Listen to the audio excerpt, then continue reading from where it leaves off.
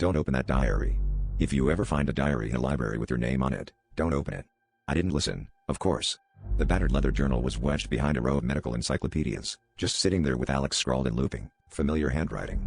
At first, I thought it was some weird joke, maybe a mislaid prop from the campus theater.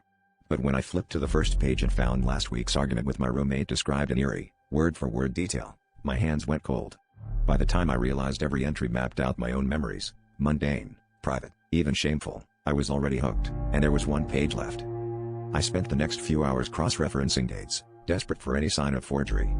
But it was all there: my first crush in elementary, the time I broke my wrist on the playground, the coffee stain on my favorite hoodie. I tried to tell myself it was a trick, a prank, but the further I read, the more the diary seemed to know things I'd never told anyone. The last entry was dated today, and I couldn't bring myself to read it. What could it say that I didn't already know?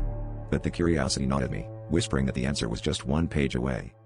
It wasn't until the library lights flickered and the silence pressed in that I finally turned to the final entry. My own handwriting stared back at me, looping, frantic. At midnight, I will read these words. I will look up and see someone standing behind me, someone with my face. I will not survive the night. The clock on my phone read 11:58. My skin prickled with icy dread, but I couldn't stop now.